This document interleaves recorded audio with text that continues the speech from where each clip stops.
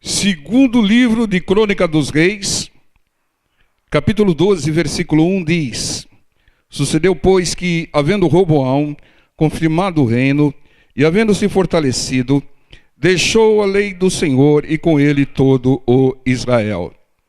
Irmãos, isso acontece com muita frequência e aconteceu com Roboão.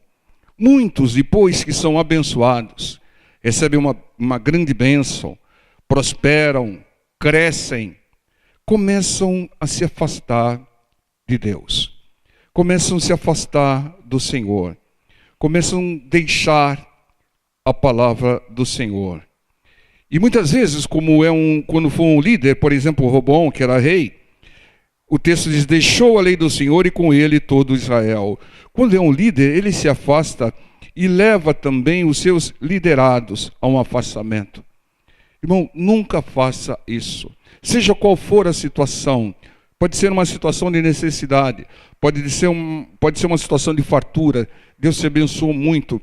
Nunca se afaste de Deus, nunca se afaste da palavra de Deus. Não faça isso. Porque aquele que se afasta de Deus, a situação pode ficar pior do que a situação anterior, né? A palavra do Senhor diz que quando há um afastamento de Deus, o inimigo vem, e às vezes vem com mais 7, e tudo fica pior. Lá na segunda carta de Pedro, não precisa ir lá não, eu leio para vocês.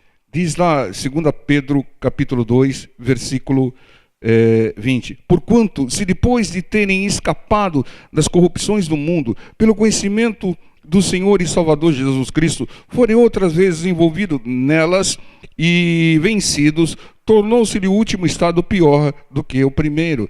Porque melhor lhes fora não conhecerem o caminho da justiça, do que conhecendo-o, desviarem-se do santo mandamento que lhes fora dado. Aquele que conheceu a Deus, aquele que clamou a Deus, ouviu a palavra de Deus e foi abençoado, e se afastou, começou a se afastar, a situação dele fica pior, a situação fica mais grave, vem 7 espíritos piores, a situação pode ficar até pior do que a situação anterior. Então não se afaste do Senhor. E veja, uma razão pela qual você não deve se afastar de Deus, da casa de Deus e da palavra de Deus. Veja no versículo 2 ao 5. Pelo que sucedeu no ano 5º do rei Roboão, que Sisaque, rei do Egito, subiu contra Jerusalém, porque tinham transgredido contra o Senhor.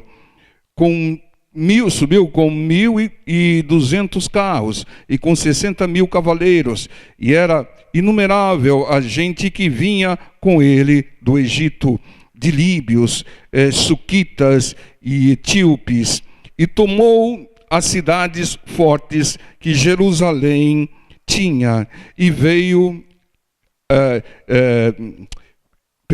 tomou as cidades fortes que Judá tinha e veio a Jerusalém. Então veio Semaías, o profeta, a Roboão e aos príncipes de Judá, que se ajuntaram em Jerusalém por causa de Sisaque, e disse-lhes: assim diz o Senhor, é Deus falando: vós me deixastes a mim, pelo que eu também vos deixei na mão de Sisaque. Quem deixou o povo de Deus, que tinha se afastado da direção de Deus, na mão do inimigo, na mão de Sisaque, que era o líder dos Egito aqui, rei do Egito aqui. Quem deixou foi Deus, irmãos. Então a regra é clara: quem se afasta de Deus, quem deixa a Deus, o Senhor também o deixa.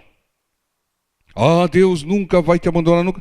Não, Deus, Ele é justo, Ele é justiça, e Ele se afasta de quem se afasta dEle. Entenda, irmãos, esse é o processo de Deus. Guardem isso, nós vamos mostrar como Deus age, para que Deus age assim.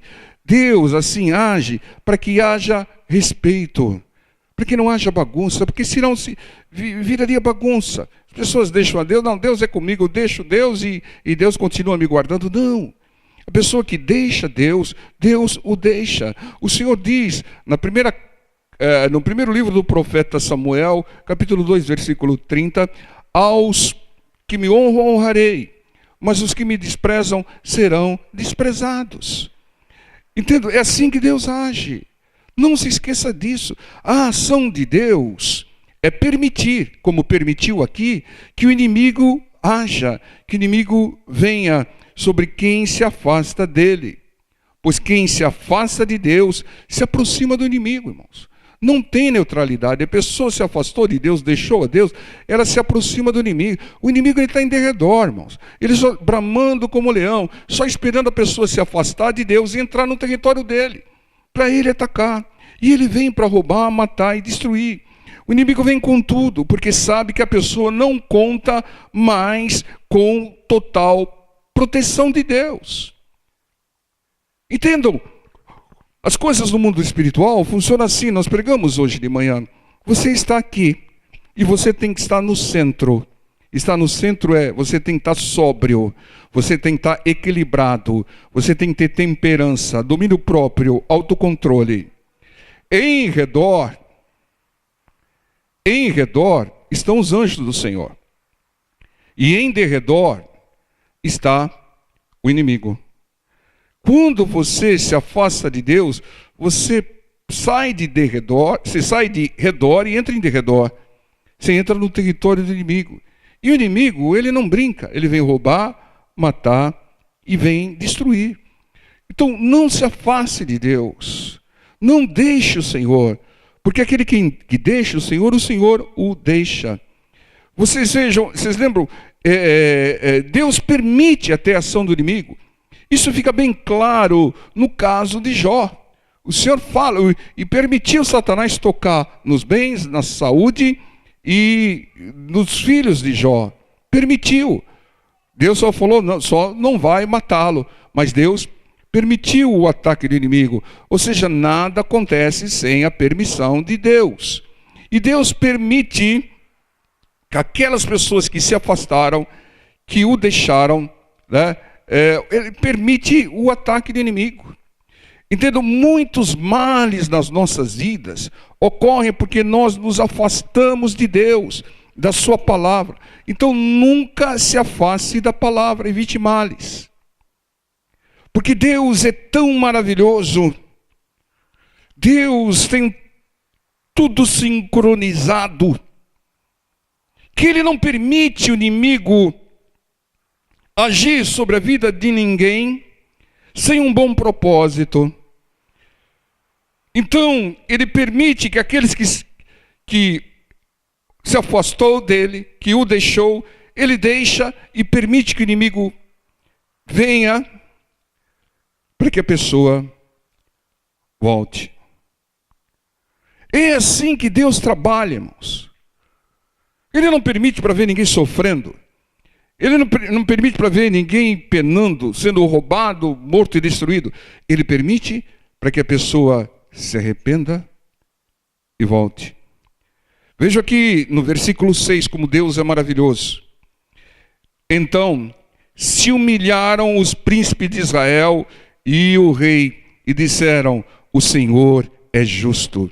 Vendo, pois, o Senhor que se humilhavam, veio a palavra do Senhor a Semaías, dizendo: humilharam-se, não os destruirei, antes em breve lhes darei lugar de escaparem, para que o meu furor se não derrame sobre Jerusalém, por mão de Sisaque, rei do Egito. Vejam, esse é o processo de Deus. Se houver humilhação, quebrantamento, arrependimento, Deus perdoa, recebe de volta e suspende a permissão dada pelo inimigo. Esse é o agir de Deus. Você vai ver isso em toda a história do povo de Deus. Você vai ver isso em toda a Escritura Sagrada. Quem se humilha, quem se arrepende e volta, Deus perdoa, dá o escape e recebe de volta. O propósito de Deus é que os afastados voltem. E o jeito mais eficaz de trazer os afastados de volta é permitir a ação do inimigo. É permitir tribulações, lutas. Irmão, porque 99,9% só se arrepende depois de uma grande luta. Só vem a Deus depois, só retorna a Deus depois de apanharem na mão do inimigo. Por isso que Deus permite. Deus, Ele quer trazer a pessoa de volta. Ele não quer ver ninguém sofrendo, mas se for necessário, para que a pessoa volte, passar por esse tratamento, Ele vai agir. Ele vai deixar. Deus permitiu que o seu povo passasse 70 anos de cativeiro, como escravos, na Babilônia, para que o povo se arrependesse das transgressões que praticavam. Esse é o processo de Deus. Essa é a regra de Deus. E Ele deixa a regra bem clara aqui em 2 Crônicas 7,14. Esse daqui todo mundo conhece de cor e salteado. 2 Crônicas 7,14 diz: se o meu povo, que se chama pelo meu nome, que dá glória a Deus, aleluia, que diz que eu sou grande e maravilhoso, se humilhar e orar e buscar a minha face e se converter dos seus maus caminhos. Maus caminhos são caminhos afastados dos caminhos de Deus, da palavra de Deus. Então eu ouvirei dos céus, perdoarei os seus pecados e sararei a tua terra. Essa é a regra. Esse é o propósito da regra do Senhor para o seu povo, para nós. Deus quer que haja humilhação, oração, obediência. E aí Ele perdoa, Ele sara, Ele abençoa e recebe de volta. Todos sabem que para alguém se humilhar é preciso passar por situações difíceis, passar por lutas, por aflições. Então entendam, quando o Senhor Jesus disse no mundo, lá em João 16,33, no mundo tereis aflições, mas tende bom ânimo, venci o mundo. Ele não estava tentando colocar medo em ninguém, não estava tentando trazer uma confissão negativa ou coisa parecida. Não, isso vai ocorrer. Mas por que Deus permite as aflições, as tribulações? Porque Ele tem um propósito soberano, trazer as pessoas ao arrependimento, ao quebrantamento e ao retorno, se aproximem mais dEle. É como eu estava falando um pouco antes. A pessoa faz um monte de coisa errada e ela é premiada, ela vai continuar fazendo. Ela não vai se arrepender, vai continuar fazendo.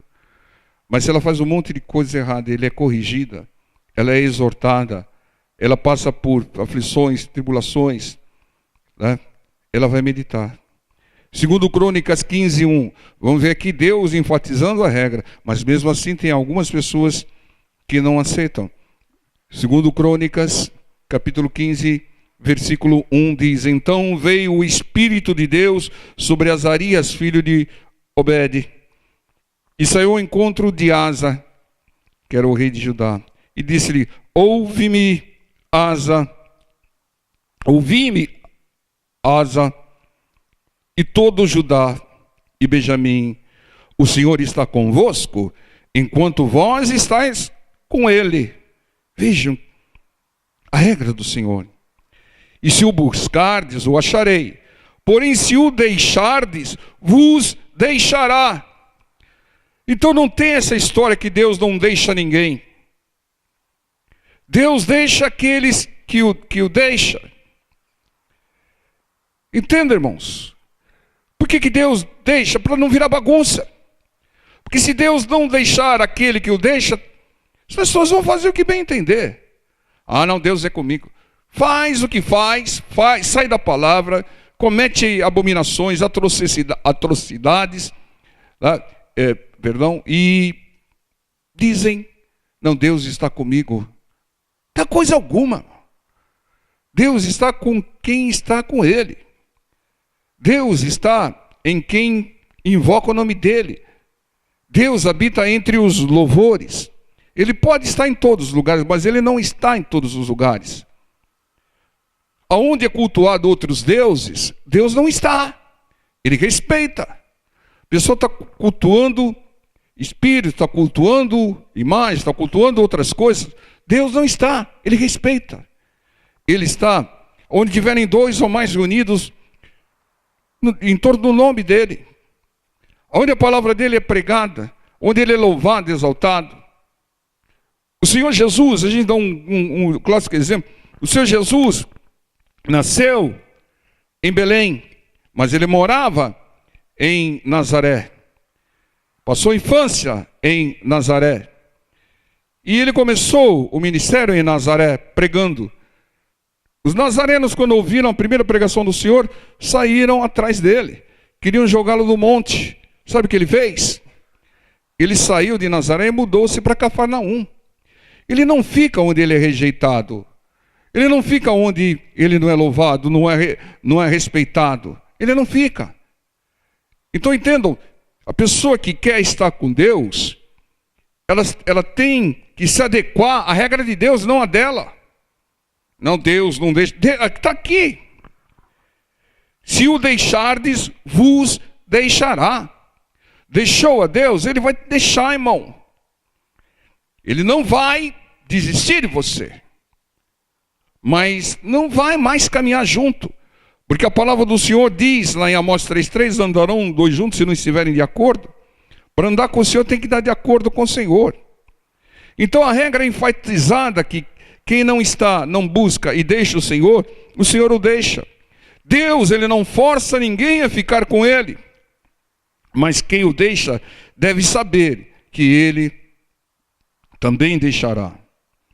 E quando Deus deixa, o inimigo vem. Vem com tudo. Porque senão vira bagunça, pessoal.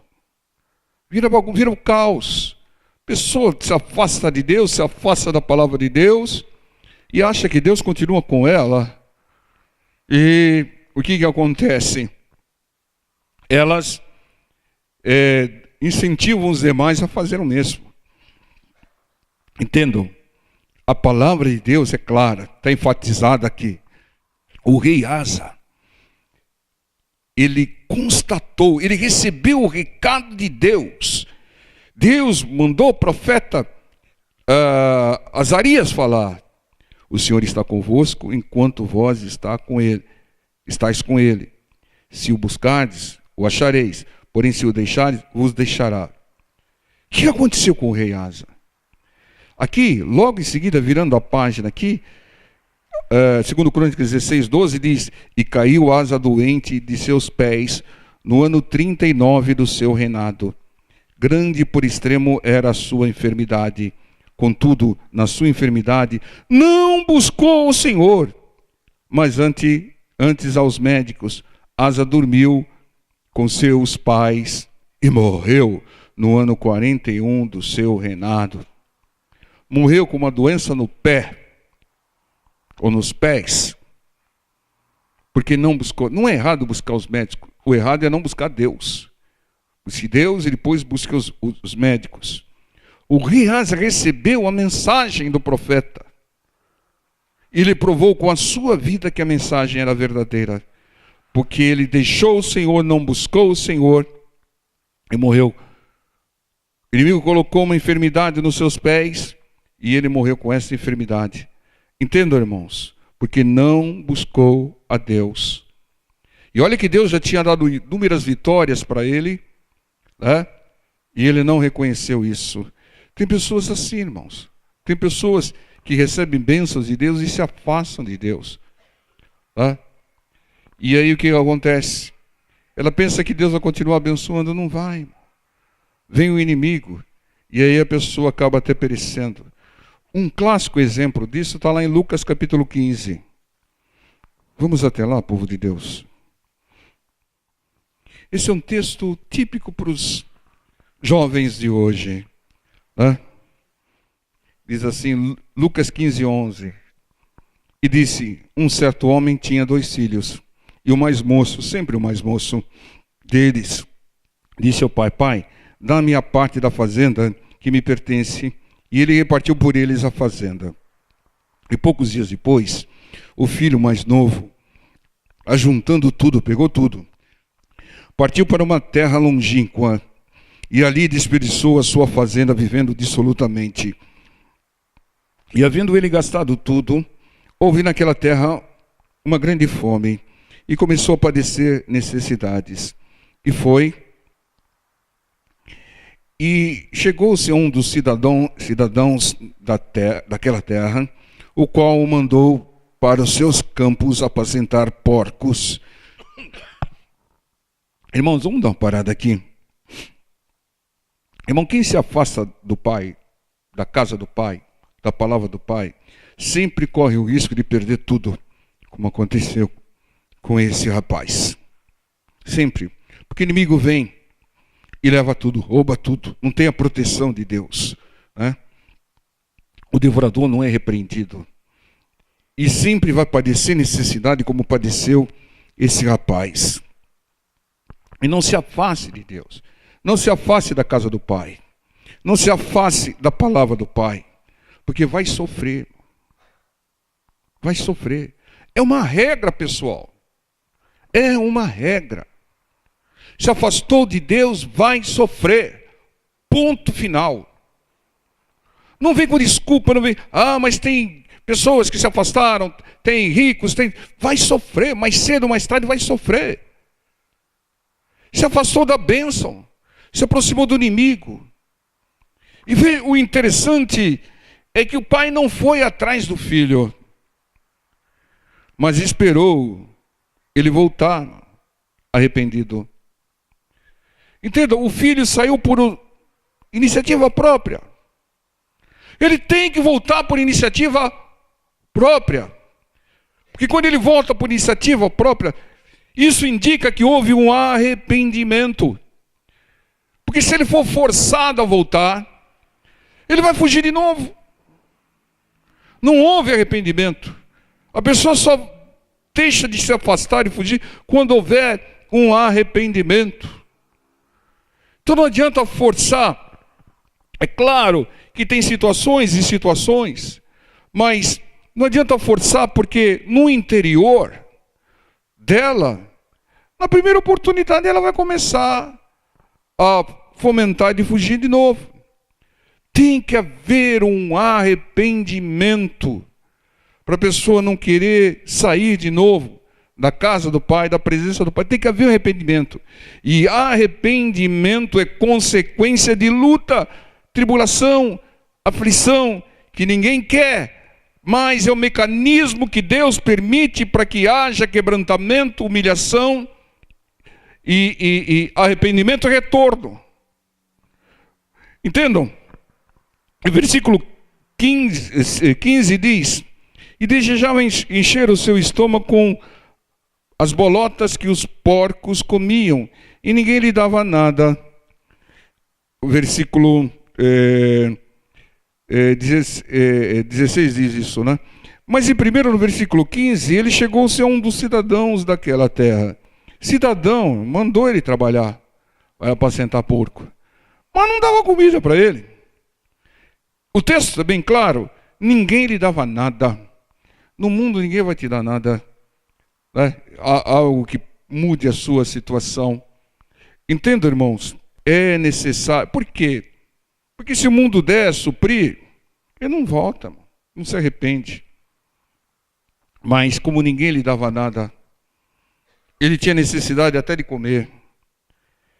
Ele tornando-se em si. O que é tornar-se em si? Ele meditou. Ele meditou. Irmãos, é necessário meditar, né? Então é necessário se arrepender. É necessário que a pessoa medite que ela agiu errado, que não deveria ter saído da casa do Pai, não deveria ter saído do lugar certo. É necessário, irmãos, porque quando ela medita junto com arrependimento. E aí brota o desejo de voltar. Enquanto o filho, a pessoa,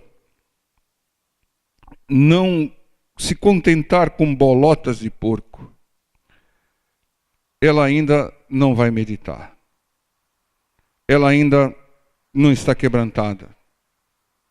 Ela ainda não está arrependida. Ela ainda não dá valor ao pai. Ele desejava bolotas de porco. Ele estava se contentando com bolotas de porco. Irmãos, muitas vezes, se você for atrás de alguém que saiu, que deixou, você vai interromper o tratamento de Deus. A pessoa tem que voltar por iniciativa própria. Que isso indica um arrependimento. Né? Ela não pode ser facilitada. Irmãos, é uma coisa que acontece muito na relação entre pai e filho. Principalmente pai e filho com cultura latina. Irmãos, fazem um monte de coisa errada e os pais não deixam os filhos pagarem a conta, sofrerem as consequências. Ai, meu filhinho, minha filhinha, ai, meu filhinho, minha filhinha. E fica acobertando, financiando, tapando o sol com a peneira. Não deixa a pessoa se arrepender. Né? Isso é um erro.